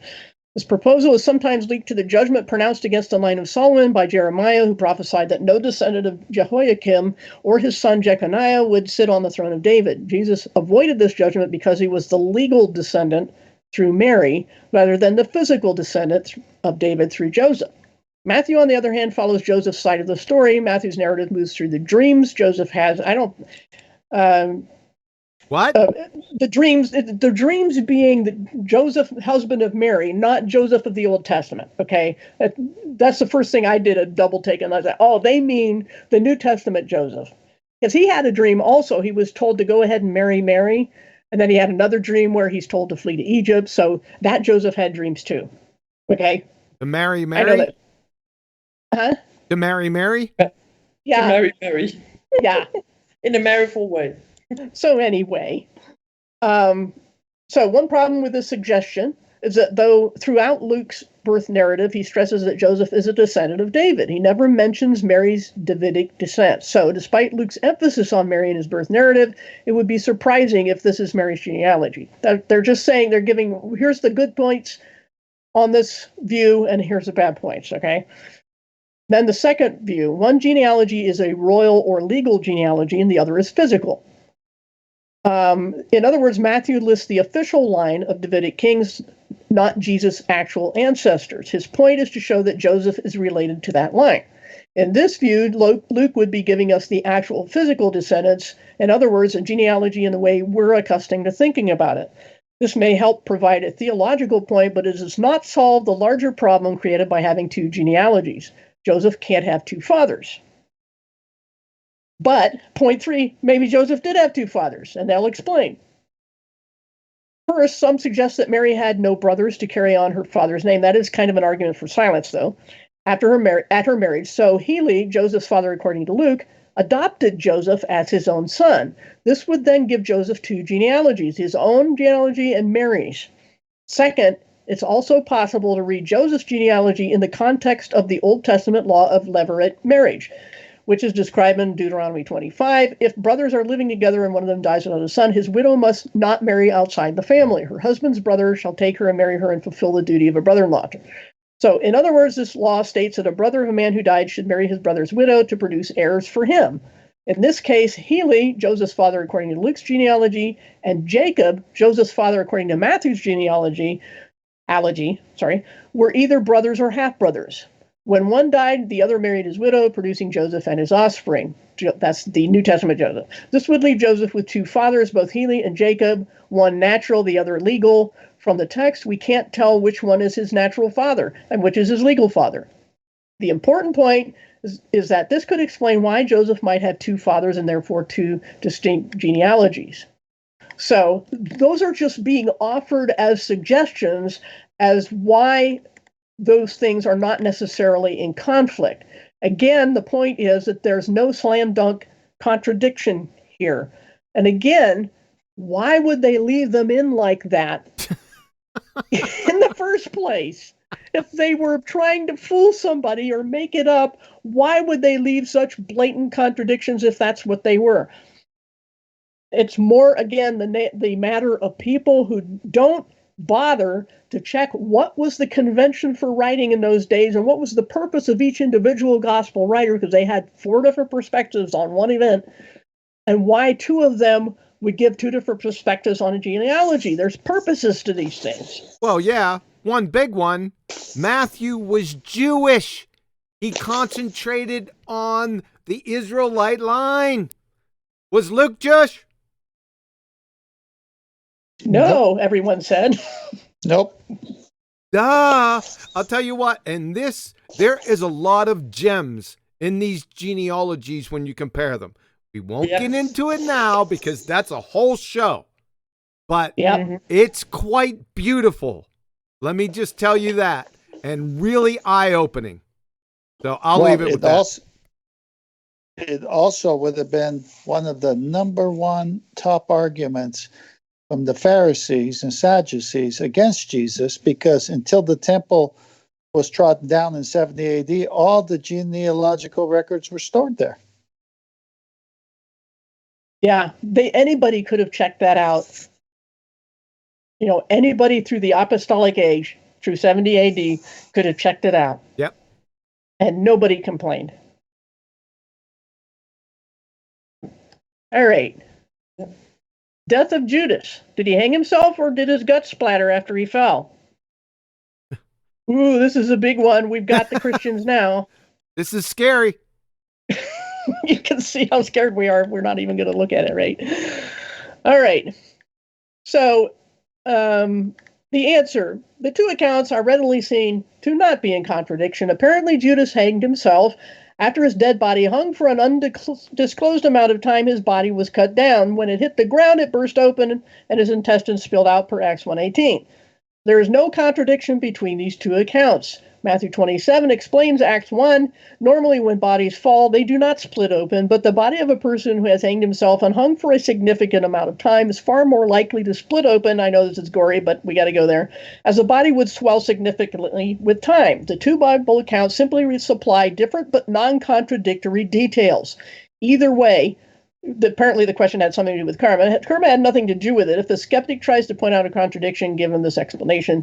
So, I mean, this has been known forever by anybody who looks into it, that there's not a contradiction here. It doesn't say the cause of death was falling down a cliff and dying from that. It doesn't say that's the cause of death. This just says he went out and hung himself, and another one says, and his body fell and split open. So again, this is just on the surface so easily debunked. If you just read the two accounts, how can you call that a contradiction? Comments? Yeah, of all the arguments, this is the one I could least stomach. Go ahead, Betty. Yeah, no, I have nothing about this. I knew this before Paula would begin this argument. I knew about this. If you do a little research, you can find this out yourself, I think also, right? So, but yeah, they don't, because they want you to do the work and be on a different tangent than just focusing on the Lord, basically. So. And this one doesn't even require going outside of the text or looking at history. It's just like you read this passage, you read that passage, and go. You put the story together. You put the whole, because we've got different different purposes for the writing. We got Acts and we got a gospel, and so, why is this a contradiction? Why does anybody even offer it as a contradiction? It's just. But that doesn't mean that it all of a sudden debunks anything. No. Again, the same thing, right? Yeah. I just want to divert you, derail you, and that's it. Betty, I need your overall assessment for this. Overall assessment? Yes. One word, please. What? I want you to say something that starts with S. Stupid. Inside joke, everybody, I guess. Go ahead, Ted. No, I was just going to say stupid. Alrighty. He almost got it. I do want to move on. Yeah. Yep. Yep. All right. This is kind of a big one. This is the one I would lead with if I was a skeptic. Was Jesus on the cross at the 3rd hour or the 6th hour? You can look those up. I'm not going to take the time right now. People think there's a conflict. But they don't know this. A 24-hour day in Israel began at sundown and was divided into segments called hours or watches as relates to guard duty. Each hour covered a 3-hour span, but it was known by its beginning. That is, the 3rd hour lasted from 9 to 12, counting from either 6 a.m. or 6 p.m. Going by the position of the sun or the moon in the sky made greater precision and practical. These people did not have wristwatches and second hands. They were looking at the luminaries, right? More importantly, the expressions the third hour and almost about, as it says, the sixth hour, refer to the same 3-hour span, with the latter meaning it was close to the end of the span. And I have a source here. I can't find his commentary online to give you a link, but I can find you a link to the guy. So you can click on that, a commentary on the Gospel according to John, pages 295, 296, if you can find this work. But the point is that the research has been done that third hour, 6th hour, we're talking about the same span of time when the text specifically says it was nearly, almost about the 6th hour. So Jesus was condemned at about 11 a.m., so near the end of that span, crucified nearly at noon, with the darkness lasting until 3 p.m., at which time Jesus gave up his spirit. Then his body was taken down by Joseph of Arimathea and Nicodemus, who wrapped and buried it. This was at sundown on Nisan, also known as Abib 14, that's the name of their month, just before the Passover itself began on the 15th. And I'm going to show you my handy chart here, why I wanted to keep moving on. This is something I did back in 2010 and revised in 2013. But we'll look at this first day, right? This is Nisan 14. Nisan is the Babylonian name, and Abib is the Hebrew name, right? Same month of the year. Preparation day starts at sundown, okay? That's when the Last Supper was, and I've got references for every one of these things. Then we have the Garden of Gethsemane incident in the middle of the night. Then he's taken to Annas, then Caiaphas, then to the Sanhedrin when the sun is just beginning, the light is starting to dawn, right? It's still the same day, the 14th, still the same day. Then he goes to Pilate, to Herod, back to Pilate. So this takes time.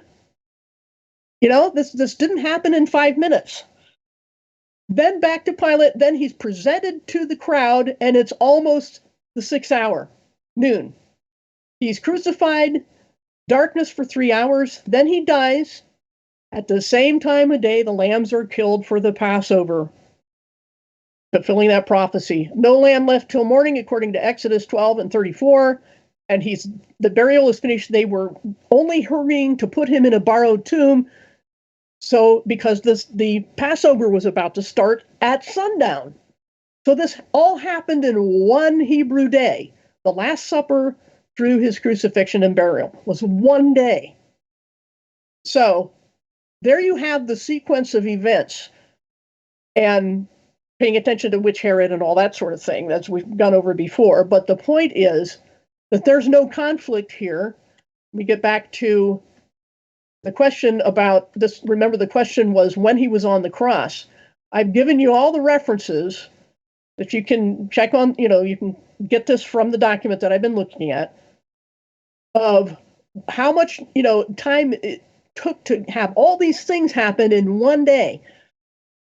So there's no conflict. He was crucified at noon. It's the 3rd hour, but near the end of it, almost the 6th hour. There you go. Is that a conflict? No. Questions? I'll tell you what, anyone coming up against you making these claims, I would feel very, very sorry for them. Great work. Thank you. Anybody else? No, well done, Paula. Yeah, well done. Thanks. Nice. Yeah. God made me do it. Let me tell you how tedious it is to track that stuff down. Oh, I know. No, I got it. Outstanding. Kudos. It's unbelievable, Paula. I think that we forgot about, all nations, all things, we have forgotten a lot about the traditions that were there back then, the time frames, how they called the times, when the days started and ended. It was quite different, I think. We also have to do with the calendars that have been messed up, right? Also traditions, but we think that it's abnormal, but they have a different way to celebrate feasts and like a marriage, for example. And we forgot a lot about those things, and we need to go back to the former traditions, how they performed these, and then we can more ascertain what the Bible is all about. And since we don't know sometimes, I take sometimes things at face value, but I like how you explained this one. It's really clear. So thanks for that. You're very welcome. This is how we avoid anachronistic fallacies, just as you were describing. You have to go back to the time something was written, because that's a vital part of context. Well, you started off with hermeneutics on this series. Yeah. And that's why I started with it. I'd like to see an allegorization chart. Do you have any of those? No, I keep it on a whiteboard and keep changing it. I can do that. Yeah, But I just thought a little bit about those genealogies, right, with the in Luke and Matthew, and I think, well, Joseph wasn't, of course, the real father of Jesus, right? He was maybe more the legal father, but not the real father of Jesus. So they had to include a ancestry for Mary. So I think that one of these genealogies, I think Luke's, is from Mary, because it's needed, because we only have one half of the chromosomes or the things there. The other ones of the Holy Spirit, right? So yeah, I think that's the explanation with the. I think that was the last explanation that you gave in that. How do you say that document? Mm-hmm. Is the best one in that sense. So they had to name her genealogy as well. And isn't it also now the case that when you're Jewish, you're only Jewish when your mom is Jewish? From what I understand, that only applies to Talmudic Judaism, basically, and it was a kind of a concession made just to help get people into Israel after it was formed. It's not really a Hebrew thing, Bible thing, but the thing is about these issues is that when we understand, I mean, there's so much confusion that comes from even Christians not knowing these things, where the main theory that most people hear about the time that Jesus was crucified, and some of the translations will say he was crucified at 9 a.m. And that's so totally false. Didn't the translators look into this? I mean, how could they think, oh, this is Roman time and this is Jewish time? You know, one gospel writer uses one and one uses the other.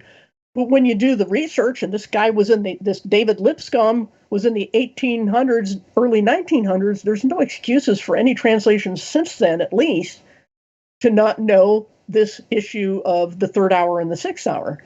I just don't, they drop the ball at the most bizarre places. Yeah, I had a discussion on in a chat or also about the day, right? Is also in John there's a different day mentioned. It's the 15th and not the 14th. Yeah, let's go back to our little chart. I'm going to go back to it on the final point anyway, but here you can see the 14th had all this stuff. The 15th was the actual Passover. Nisan 14 is the preparation. Mm-hmm. And it says so point blank in the scriptures. This is the preparation day. It was the preparation, especially I think the Gospel of John has that term. So yeah, because it's not the Passover meal that they ate. They just ate a preparation meal because there was no meat there, right? It's just there was no mention of the lambs being slaughtered yet. Exactly, because he is the Passover lamb. Right. The Last Supper was not the Passover because nobody had slaughtered lambs. The priest had to do that. True. Yeah. Yeah. So, like I said, we'll get back into this in the last point. Should we just go on then, or? Yes. All right. When did the women buy burial spices? Emphasis on buy. Was it before or after the Sabbath? Luke 23:56. When they went home, the women went home and prepared spices and perfumes, but they rested on the Sabbath in accordance with the commandments. So this is something they did before. But Mark 16:1 says, when the Sabbath was over, Mary Magdalene, Mary the mother of James, and Salome bought spices, so they might go to anoint Jesus' body. Well, they can't prepare them till they bought them. So, what's the problem here? Solution, there were 2 Sabbaths that week. The first on Nisan 15 was the special Sabbath or Passover. The second on the 17th was the normal weekly Sabbath. The women bought, and there are different opinions. I know all about this. Don't worry about it. I'm just giving you my opinion on which one is got it right.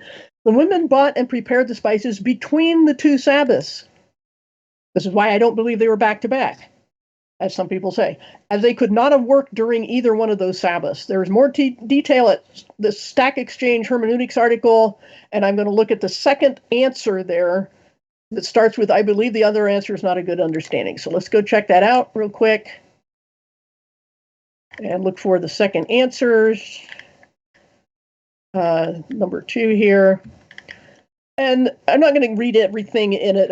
I can pretty well summarize it, but he's arguing in detail here for why there had to be 2 Sabbaths a day apart for the women to have bought it both before and after a Sabbath.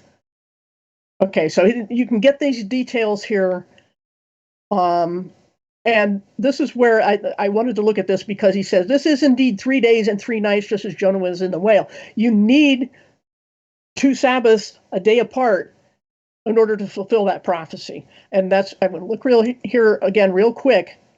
When does 3 days and 3 nights start? Because the people, the 2 going on the road to Emmaus said, it is now the 3rd day since all these things happened. Well, what is all these things? Is it the 14th or the 15th? In my opinion, it's the 15th. This is night 1, day 1, because he's killed on the 14th. So night 1, day 1 is the 15th. Night day 2 is the 16th. Night day 3 is the 17th. And it's have to be after that, the early on the 18th, that he rises from the dead. 3 days and 3 nights, and the 3rd day since all these things. It's the only way to make it work. But I can't go into all the details right now, but I worked at, look at the chart if you want to know more about that. So much hinges on whether the women knew Jesus would die, because that's what some people would say. They would say, well, they were anticipating, so they bought it quick before sundown and the Sabbath began, thinking it was Friday. But how would they possibly know? Nobody is indicated in the scriptures as knowing or expecting this. In fact, after Jesus died, the 2, and then rose again before anybody really knew it, the 2 walking to Emmaus were downcast because they had their hopes dashed because their Messiah was killed and they thought he was going to be the one, and they were all disappointed because they did not expect him to rise. They didn't know he would be killed because they obviously were disappointed that it happened. And the same thing with, the disciples hiding in an upper locked room. They were in fear. They were not going out and stealing bodies. They didn't expect him to die. They didn't expect him to rise. How would the women have known? I think that's a very weak argument. So the only solution I see is that there was a day between the 2 Sabbaths. Again, not a contradiction. Questions or comments? Yeah, I'm completely unfamiliar with this one. I don't know how I missed this one, but I was never challenged with this, so I will remain silent on this. Okay, anybody else? It is interesting to dive into these kinds of things. But I have, before I presented with this one, I have learned that there could be 2 Sabbath days in a week. So it makes sense that this could happen to me, right? Because I was always already familiar that it could happen, that there were 2 Sabbaths. It's easy then. Makes it easy to understand that it must be the case. And we know things were thought out so meticulously by God and Jesus that it fits, right? It's Right. just beautiful. I like these beautiful composed things that if you really dive into it, it's truth. Yep. You That's find the truth, point. and they can't accept that.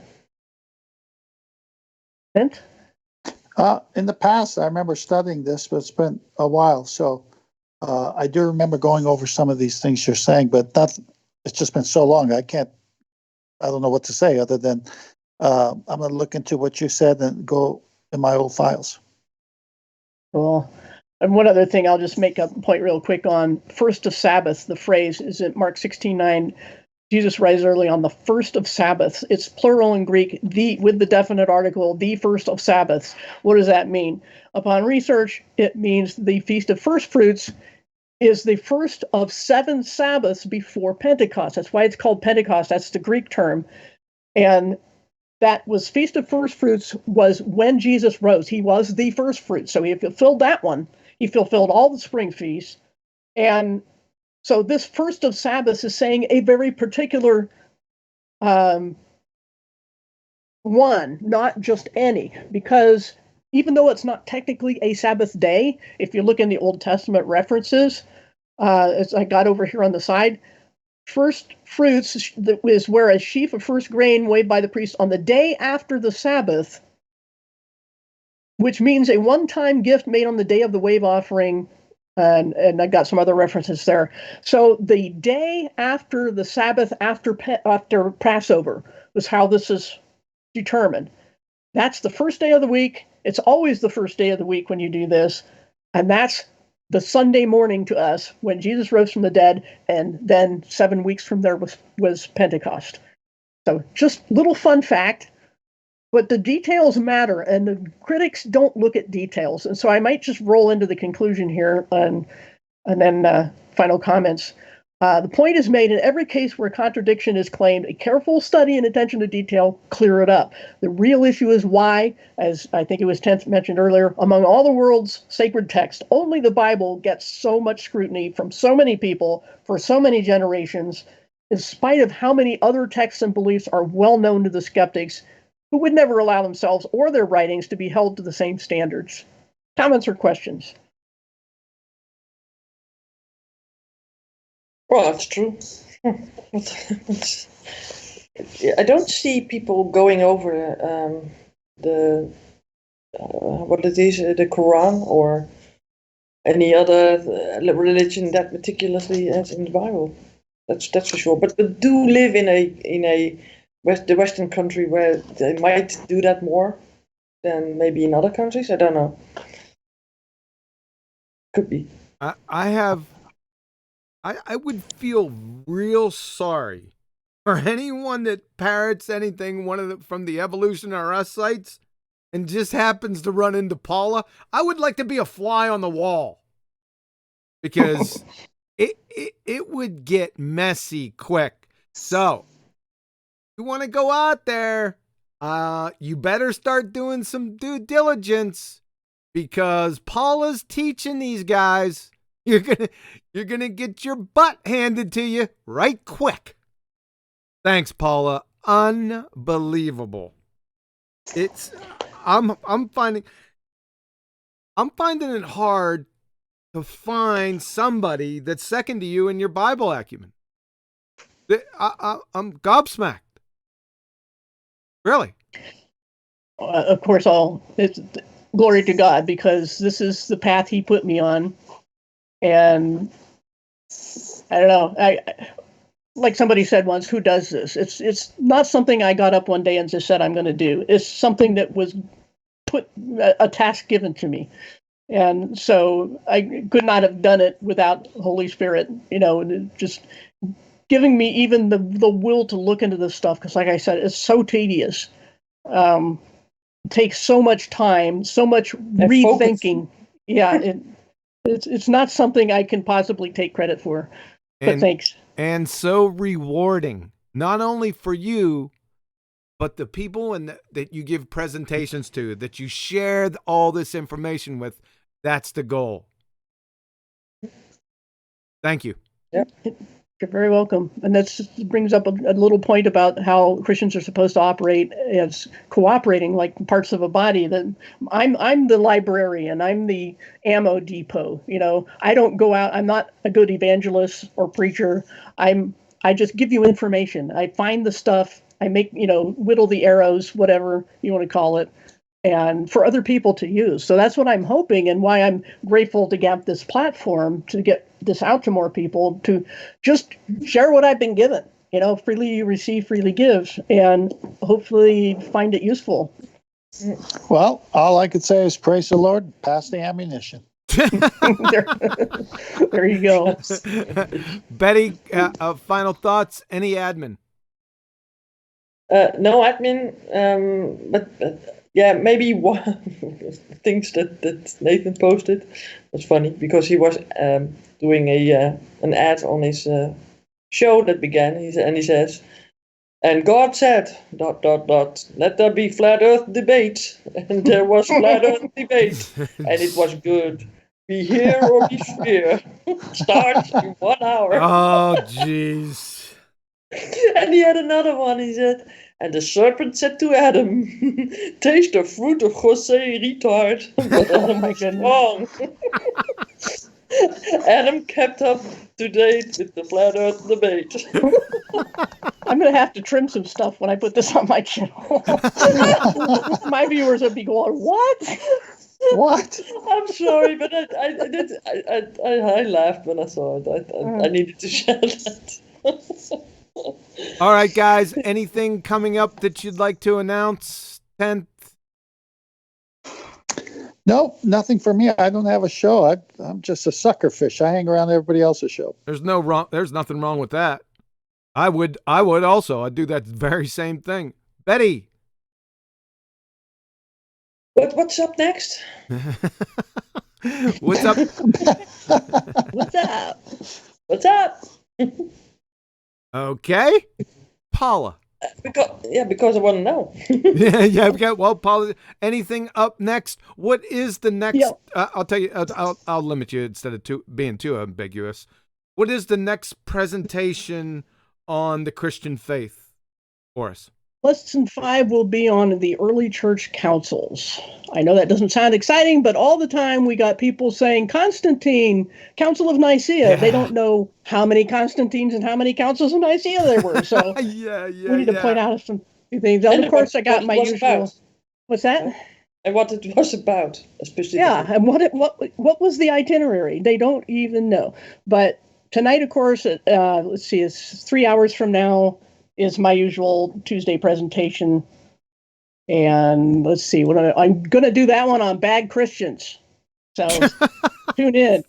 Oh my God, are you multiple? Are you schizophrenic? Oh, there's millions of us. Millions of us. There's only one Bible literalist. I mean, come on. All right, guys. Thank you, Paul. Oh, wait a minute. I got a one shout out to do for his last minute super chat from Rakia Life. And he says, "For those who don't know how to say thank you very much, Paula." There you go. Couldn't have said it better myself, Dave. Thank you very much. Folks, I'll tell you what, like I said, this was an outstanding presentation. A little bit long, but that's okay. You can always go back and review the things and the topics that Paula's went over. And I will make sure to have this presentation, her complete presentation, all of the links in here right after the show's over in the info box. Okay, I failed to do that before the show started, but it will be in there momentarily. So, take no prisoners. No quarter will be asked. None shall be given. And remember, I'll be back.